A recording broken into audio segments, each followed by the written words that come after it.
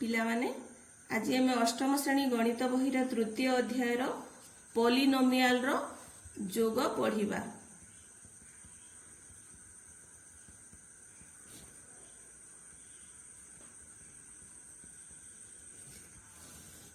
है तो यह विषय जानिबा पूर्व आमे केतोटी जानिबा कथा जानिबा केतोटी तार कथा जे कौन हैला जे प्रथम आमे बंटन नियम व्यवहार करी सदृश पद मानकर जोग करिबा। प्रथम रे हैला बंटन नियम,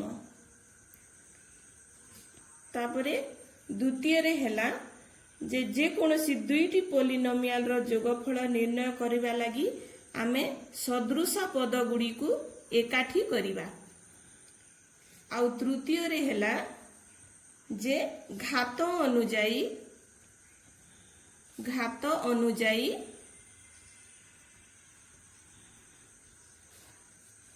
चल राशि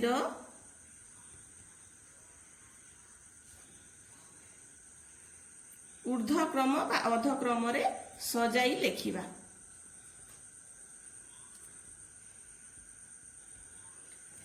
आमे ए तीनटी जिनिस आधार रे आमे पॉलिनोमियल रो जोग आज करिबा। तो गोटे उदाहरण नेबा।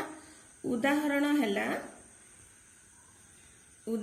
हैला जे 7x plus 8x square plus 10 plus 3x square plus 4x plus 30 एहार जोग करिबा।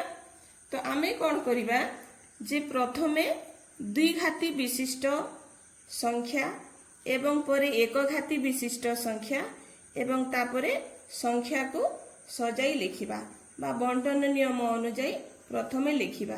तो कौन लिखिबा जे 8x square plus 7x plus 10 plus 3x square plus 4x plus 30 देखिल जे प्रथमे आमे द्विघाती संख्या तापरे एक घाती संख्या तापरे शून्य घाती बा हमर संख्या को लिखिलु।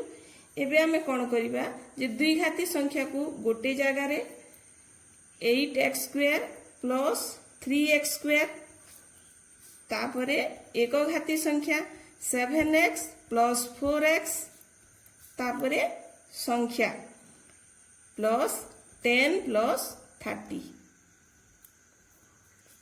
हैला। तो आमे एठारे सदृश पद को एकाठी कलु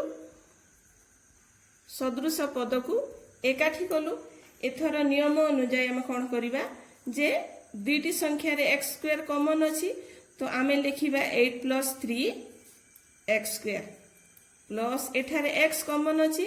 तो आमे लिखिबा 7 प्लस 4x आउ 10 प्लस 30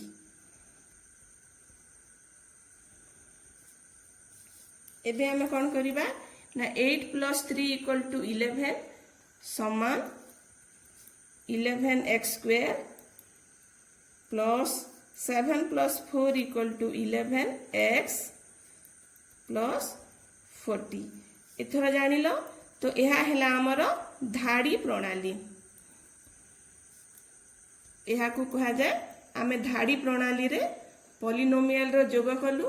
तो यही उदाहरण देखी तमे कौन करिबो जे तम बहिर तृतीय अध्याय ए अनुशीलनी 3 रो ए रो 1 नंबर करिबो एवं निज खाता रे प्रश्न रो उत्तर लिखिबो।